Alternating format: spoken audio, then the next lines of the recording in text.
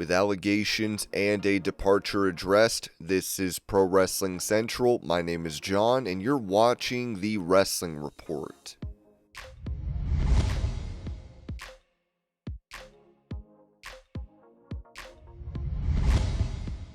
Taking a shot at Triple H being the head of creative in WWE, former writer for the company Vince Russo said this on his podcast. I could see him being an agent or producer. I could see him in that role, bro. I'll go as far as to say, even if you wanted to let him and Shawn run NXT, because that really is developmental, even then, I'm fine with that. But the spot he's in now, if he did not marry Stephanie, no way, no how would he ever be in that spot. Absolutely not. From a creative standpoint, he is not qualified at all, and what I'm talking about is basic fundamentals, basic babyface heel fundamentals. He is not qualified when it comes to creative. There are great baseball players, football players, basketball players, hockey players. They don't necessarily make great owners or great coaches. These guys were great players, but I am telling you, writing and formatting and directing a crew of creative writers has nothing to do with how many championships you won. All we have to look at is the product, and there are so many freaking holes creatively that I question every week, man. Is this guy qualified for the job if he did not marry Stephanie? I think that's a fair question. There's no question, if he never married Stephanie, that spot would be Shane McMahon's. Without a shadow of a doubt, that would be Shane.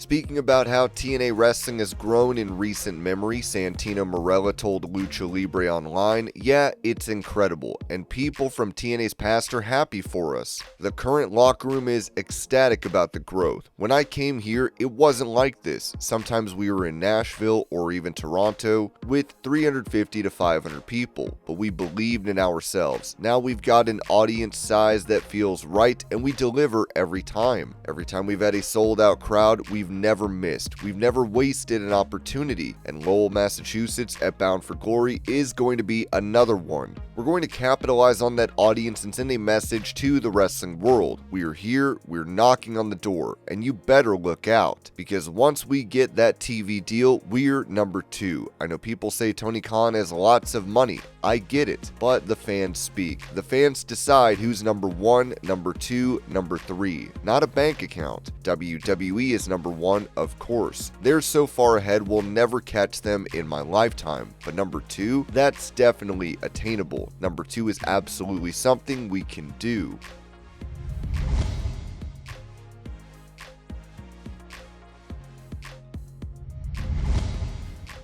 Touching on WWE's plans for AJ Styles taking on John Cena, Ringside News wrote that John Cena versus AJ Styles match fans thought might not happen. Turns out it was all part of WWE's plan. According to Dave Meltzer on Wrestling Observer Radio, the long-teased bout set for WWE Crown Jewel in Australia was never in doubt. It was always booked and just part of a calculated move to make fans think it was slipping away. Over the past week, Cena's cryptic social media posts fueled speculation. From hinting at retirement to tagging Triple H directly, the storyline felt real enough to make fans nervous, but Meltzer says that's exactly what WWE wanted. The idea was they'd tell people, you're not going to get this match. So to create a demand for the match, they basically told the story that Cena is paying tribute to him because he's only got limited dates and AJ ain't getting it. Adding fuel to the fire, Styles delivered an emotional promo after Raw went off the air, venting about being overlooked. According to Meltzer, that wasn't a shoot. It was more scripted build-up designed to lead right into this match. This isn't just another match between two legends. Cena and Styles had an unforgettable rivalry from 2016 to 2018, including their classic Royal Rumble clash in 2017, where Cena tied Ric Flair's record by beating Styles for his 16th world title. Fans still talk about that bout as one of the best of the last decade.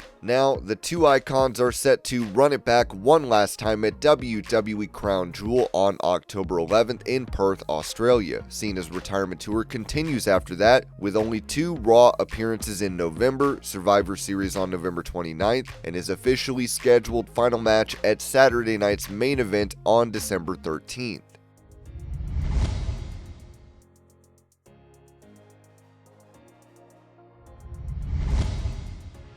A post on Instagram regarding Randy Orton has gone viral. It reads, "Well, this ain't the first time Orton being left out of a major WWE event. Raw 25th anniversary, SmackDown 25th anniversary, Raw Netflix premiere, ESPN premiere, and a few more. Disrespect after disrespect." Randy's wife Kim replied, "You ain't wrong."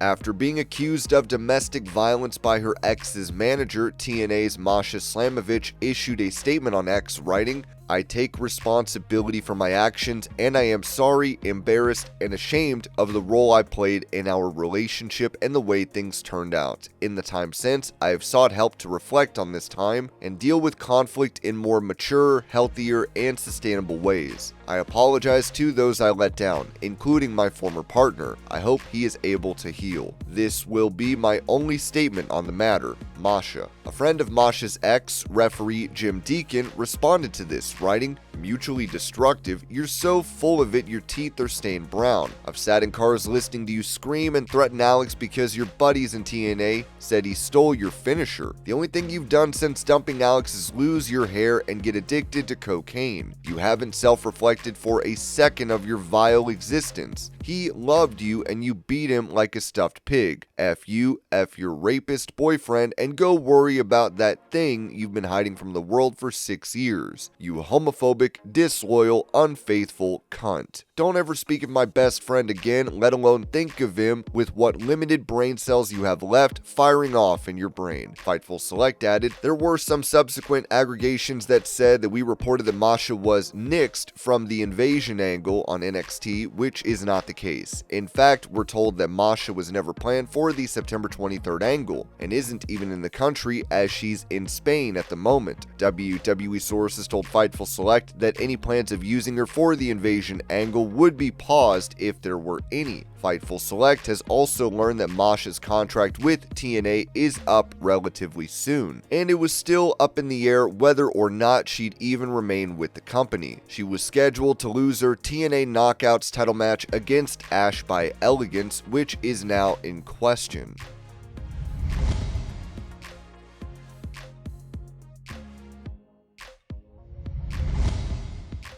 With news that NXT's Jazmyn Nyx would be departing WWE, Fightful Select revealed that her contract with the company is set to expire in October. PW Insider had claimed, WWE wrote Jazmyn Nyx out of the company storyline last night as she turned down an offer to sign a new deal with the company. Multiple sources have confirmed that she declined what WWE offered her. When her existing contract expires, she would be free and clear to wrestle anywhere she chooses if she wishes. Nyx also addressed her upcoming departure, saying this on Instagram.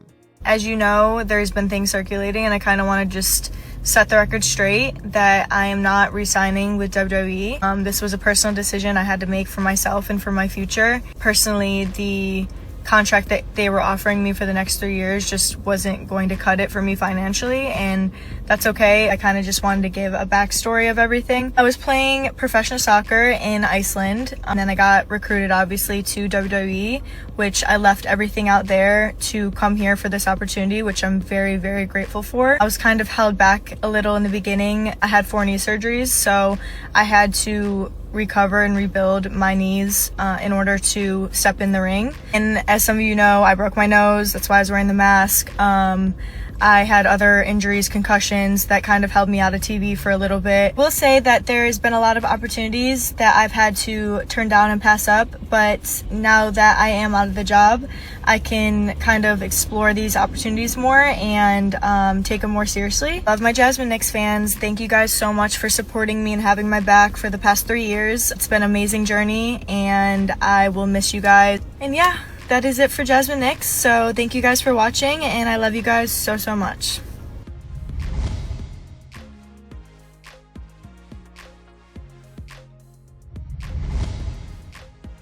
When it comes to information on a tale of kidnapping, Ringside News wrote that a deeply disturbing story out of South Carolina is making headlines, and it has an unexpected connection to pro wrestling. Donnie Ray Birchfield Jr., the son of a pastor, has been arrested in Lancaster, South Carolina, after police uncovered a horrifying situation at his home. Authorities reportedly responded to an unattended death at the property, only to find 3 more individuals confined in the basement, some of whom were allegedly held there for nearly a decade. The Law and Crime Network published a 23-minute video report detailing the allegations, including several photos of Birchfield at wrestling events. One image shows him at an AEW show during the pandemic, standing next to AEW President Tony Khan and Luchasaurus. In another photo, he's seen at a convention posing with one-man gang and another individual wearing an Undertaker t-shirt. The thumbnail of the video, now circulating online, shows Birchfield wearing an AEW hoodie, an unfortunate visual that has drawn attention across wrestling social media. He now faces 16 criminal charges, which include false imprisonment, domestic violence, financial fraud, and the exploitation of vulnerable adults. This shocking case is still unfolding, but the visual ties to AEW have already sparked conversations among fans online, though there's no known connection between Birchfield and the company beyond his attendance as a fan.